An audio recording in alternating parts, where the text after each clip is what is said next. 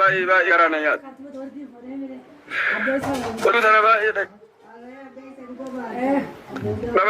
لما كنا أرومونا لما كنا الليل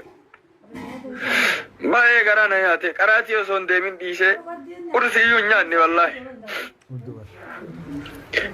أني سيني فان كوكما كما دوغا سيني نينجالت يا بولي ينكي يا مالو إنا لله وإنا إليه راجعون أما بدعاء سيني كرات دوام بران كبوان إنا لله وإنا إليه راجعون باي غرانيات باي غرانيات انغرا كييتي باي غرانيات يو سيني دغامي تاته جروني سابت علمي افسلال وري سياغا چنقمولال أني تاجو شربي مالي سينجت تنسير بإرتي بيك مالي وي بر بوليانكيا بوليانكيا يلا تمتوتتين بي على جرتنيو أبو ربي صداتا جارتينا مجلا أبو ربي صداتا جارتينا ملا جلان جنينا أتلي تجار سكي جلا جرتو أسوما ديمتي بري إسا برات أسيته إني بري ميكا باسيتيني نجي سباس سجالته وفت سفرتمي ما قنطري أجي باتي جني ما جلا شوات دره ما قنطا بري ميكا باسي بري ما ميكا باسي بري ما ميكا باسي وفت سفرته جالا لكي سين جالا دجي سفرتمي ما فنقن تري جارتي جار سكي ما فنقن ويا سبحان الله أبو ورّي أبو جار سكبدن سبحان الله بتملي تاتو أمر بدالي قباتو أكسمو أبسي إرتا إرب دوتي أكن قبدو دوتي بكن قبدو نمتاتياتا قرا والجالة سنت وليف آدم أبسي ججو ملي مال قبها ملي يا هوازكي يا قد كان كيكيا أبا فاديشت ملد بيئيا مالو مجمرين لتاجوكيا إني أرغان جروشين أرغان جرتو ماما بابا جدي إيا أكت بحملي أكت قلم بيكو رب ما قدت ميسين يا إيغو جرينيا فجأة بكفة جراتوس جرينيا الدنيا ستي هماتوس تكون تفدمتي تكون كبجمتوس تكون جالتمتي تكون جبمتوس جرينيا كيست هنداباتوس أبادا في دبا كيست ترقمتوس نمسكي ربي شادا سيفا ربي سيفا أرارمو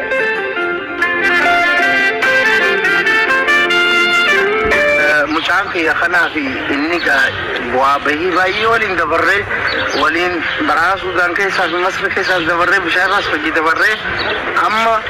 جرم مقالان ورمبر كيسا ترقم نو أزرا قطبتا خوخو بابا كونو مشاكي يسان خانا كونو لان قد تاجي شربي جانيني أكسي هواسو رمو والبرا المخيسني قد هذا مكانسا أفهم بيك هذا دام صد أحمد بمي ورمتي أكم جرت النجاة في جين أكم جرت النجاة في راسل نجاة جين نجاة كدنيسل أفهم رمو كمين برا مين بردم لكتين برا كمين إسابرة دمو ربي دون نقول ربي توتو أتشكرك لتي رامو نباسيتو ربي تو رامو سبارسيتو يس سر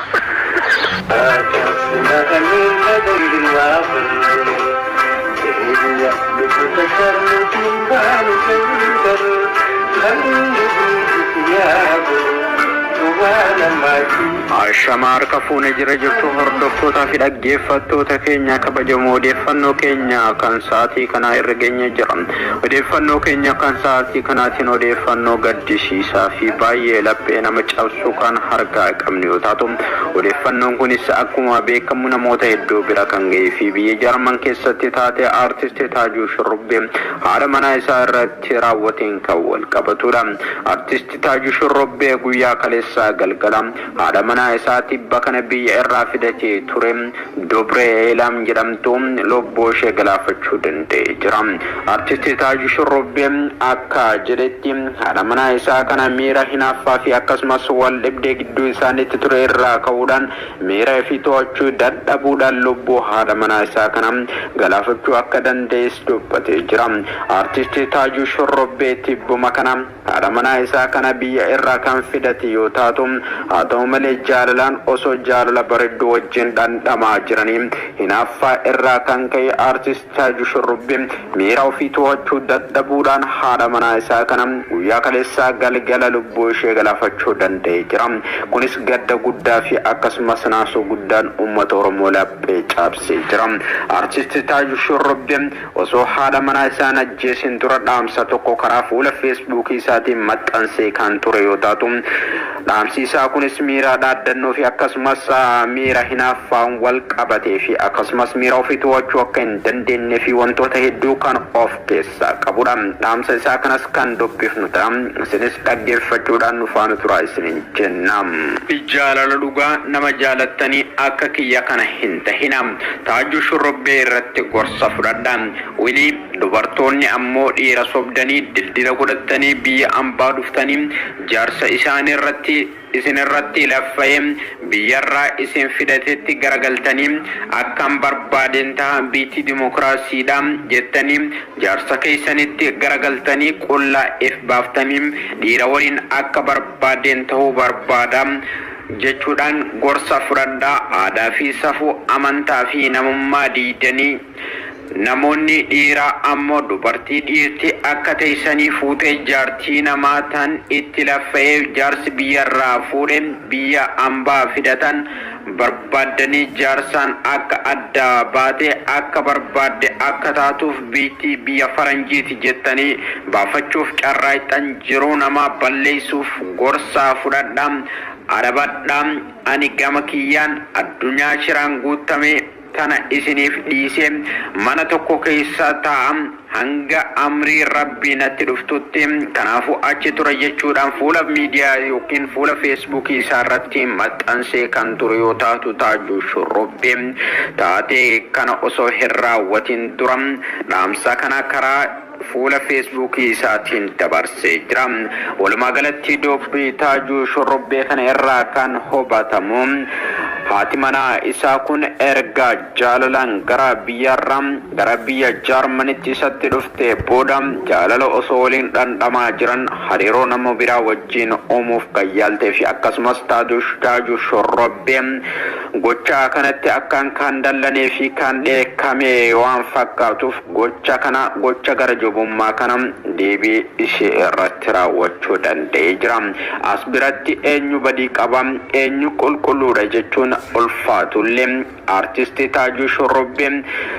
aarii fi miira hinaaffaa haa qabaatu malee gochi isa irratti raawwatame gocha dhukkubbii namatti uumuudha. Haa ta'u malee aartistii Taajuu Shurrubbee gocha irratti raawwatame rabbiif dhiisee adda bahee jiraachuu osoo danda'u lubbuu namaa galaafachuun jireenya isaa kan fuulduraatis booressee jira. Dhaamsi nuti kana irratti qabnu immoo dubartoonni hedduu yeroo tokko yeroo hedduu biyya ormaatti yeroo dhiiraan haasaan biyya ormaa kana dhaynee achitti nama saniin adda baana jechuudhaan keessa isaaniitti waan biraa yaadanii nama isaan haasofsiisu kanaan immoo akka jaalalaaf isaan haasaa jiranii fi akkasumas haadha manaa isaaf ta'uuf isa barbaadanitti itti haasoo. Kun gocha yeroo hedduu diyaaspooraa fi akkasumas shamarran gidduutti mudatudha. Erga diyaasporaan kun itti laffa'ee ifaajee haadha manaa gaarii argadhee jira jechuudhaan biyyarraa baasii guddaa itti dhangalaasuudhaan gara biyya faranjiitti fudhatanii booda turtii ji'oota muraasa yookiin waggoota muraasa booda hanga lafa barataniif namuma san bira turuudhaan booddee nama saniin wal dhabuudhaan nama saniin adda bahuudhaan achuma ija nama sanaa duratti deebi'anii dhiirota biraa wajjin hariiroo kan uumanidha. Gochi akkanaa kun gocha badii of irratti dhaqqabsiisuufis akkasumas namoota obsa qaban malee namoonni obsa hin qabne gocha hammeenya isaan irratti raawwachiisuufis isaan kakaasuudha. Namni tokko biyyarraa laffa'uudhaan